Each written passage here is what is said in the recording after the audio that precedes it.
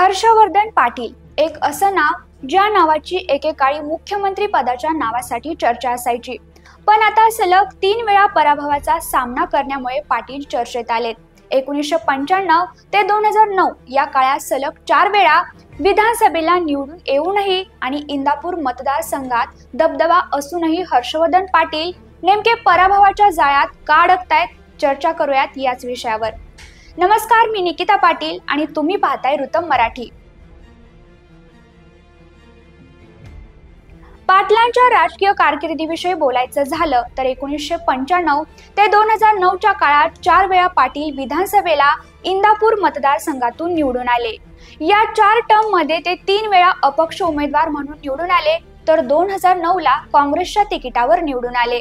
2014 लाही काँग्रेस तिकिटावर ते रिंगणात होते। त्यावेळी मात्र राष्ट्रवादी काँग्रेसकडून उमेदवार असलेल्या दत्तात्रय भरणे यांनी 14,173 मतांनी पाटलांचा पहिल्यांदाच पराभव केला। मग 2019 मध्ये मात्र पाटील यांनी पक्षांतर करत भाजपमध्ये प्रवेश केला आणि भाजपकडून उमेदवारी घेत भरणेंविरुद्ध लढले, परंतु त्यावेळी पाटील यांचा पराभव केवळ 3,110 मतांनी झाला। 2024 मध्ये मात्र शरद पवार आणि अजित पवार यांच्यात पडलेली फूट पाहता आणि लोकसभेच्या निवडणुकीत शरद पवार यांना मिळालेलं यश पाहता पाटील यांनी पुन्हा पक्षांतर करत शरदचंद्र गटात प्रवेश केला आणि पवारांच्या तुतारी या चिन्हावर निवडणूक लढवली। यावेळी पाटील यांना भरणे यांनी 19,410 मतांनी सलग तिसऱ्यांदा पराभूत केलं।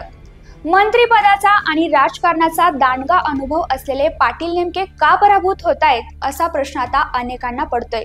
तर आम्ही याच कारणामुळे इंदापूर मतदारसंघातील जनतेच्या प्रतिक्रिया जाणून घेण्याचा प्रयत्न केला। त्यातील काही प्रतिक्रिया आता आपण पाहूयात। तर प्रिया चांदणे या युवतीचं म्हणणं होतं की भरणे यांनी त्यांच्या कार्यकाळात अनेक गावात जिम, लायब्ररी यांसारख्या सुविधा उपलब्ध करून दिल्या आहेत, त्यामुळे आमच्यासारख्या अनेक युवकांचा कल भरणे यांच्याकडे असतो।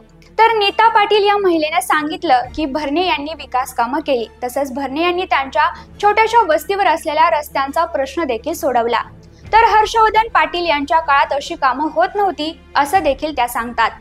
तर चंद्रकांत तरंगे हे सांगतात की आम्ही पूर्वी हर्षवर्धन पाटील यांनाच मतदान करायचो, परंतु ते निवडून आल्यानंतर जनता कोणत्या कामासाठी त्यांच्याकडे गेली तर त्या कामाकडे ते फारसं लक्ष देत नसतं, परंतु भरणे यांच्याकडे आम्ही गेलो तर आमची कामं मामा मार्गी लावण्यासाठी प्रयत्न करत असतात, त्यामुळे आता आम्ही भरणेंनाच मतदान करतो।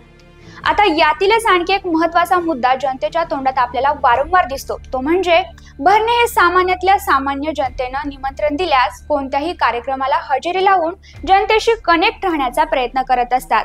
तर पाटील यांनी मात्र आपल्या आमदारकीच्या काळात याकडे फारसं लक्ष दिलेलं दिसत नाही। यामुळे भरणे हे जनतेला सर्वसामान्यांचा नेता वाटतात असं देखील जनता सांगते।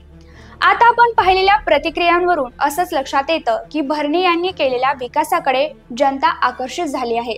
खरं म्हणजे भरणे यांनी गेल्या 5 वर्षात इंदापूर मतदारसंघासाठी 6,000 कोटींपेक्षा जास्त निधी मिळवला आहे। पण असं असलं तरी आपण 2014 मध्ये पाहिलं की हर्षवर्धन पाटील हे केवळ 3,110 मतांनी पराभूत झाले। म्हणजे जनता हर्षवर्धन पाटील यांनाही मतदान करते आणि आताच्या निवडणुकीत आपण पाहिलं तर 19,410 मतांनी पाटलांचा पराभव झाला आहे। खरं तर यावेळी अपक्ष उमेदवार आणि सोनाई समूहाचे संचालक प्रवीण माने यांनी 38,000पेक्षा जास्त मतं घेतली, त्यामुळे हर्षवर्धन पाटलांना आणखी फटका बसला। कारण राष्ट्रवादीत फूट पडल्यानंतर माने यांनी शरद पवार गटाला पाठिंबा दिला होता आणि त्यांना पवार गटाकडून उमेदवारीची अपेक्षा होती। मात्र शरद पवार यांनी हर्षवर्धन पाटलांना उमेदवारी दिल्याने प्रवीण मानेंनी बंडखोरी करत अपक्ष निवडणूक लढवली। आणि आता यातीलच आणखी एक महत्त्वाचा मुद्दा म्हणजे प्रवीण माने आणि पाटील हे दोन्ही मराठा उमेदवार, त्यामुळे मराठा समाजाची मतं या दोघांमध्ये विखुरली गेली। याचा देखील पाटलांना फटका बसला। प्रवीण मानेंनी घेतलेली मतं पाहता माने रिंगणात नसते तर पाटलांचा देखील विजयाची दाट शक्यता होती असं म्हणायला देखील आपल्याला काही हरकत नाही। आता मतांमधील फरक लक्षात घेतला तर असं दिसतं की इंदापूर मतदारसंघात कधी जातीच्या समीकरणाचा प्रभाव पडतो तर कधी नाही असंच दिसतं। तसं पाहायला गेलं तर या मतदारसंघात धनगर, माळी आणि मराठा समाज जास्त आहे, परंतु माळी समाजाचा देखील सद्यस्थितीत भरणे यांनाच पाठिंबा दिसतोय।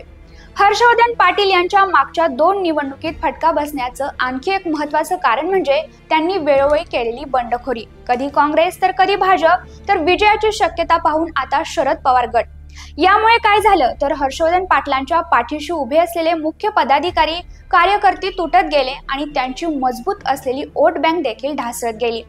तसंच इंदापूर संघात मोठा ऊस पट्टा असल्यामुळे ऊसाला मिळणाऱ्या भावावरून देखील शेतकरी पाटलांवर काहीसे नाराज दिसतात। खरं म्हणजे या मतदारसंघात होत असलेल्या अटीतटीच्या लढाईत पाटील सलग 3 वेळा पराभूत झाल्यानं त्यांचं राजकीय भविष्य संपलं असं देखील आता म्हटलं जातंय। तुम्हाला हर्षवर्धन पाटील यांच्या राजकीय कारकिर्दीविषयी काय वाटतं आम्हाला कमेंट करून नक्की कळवा आणि अशाच राजकीय विश्लेषणासाठी पाहत राहा रुतम मराठी।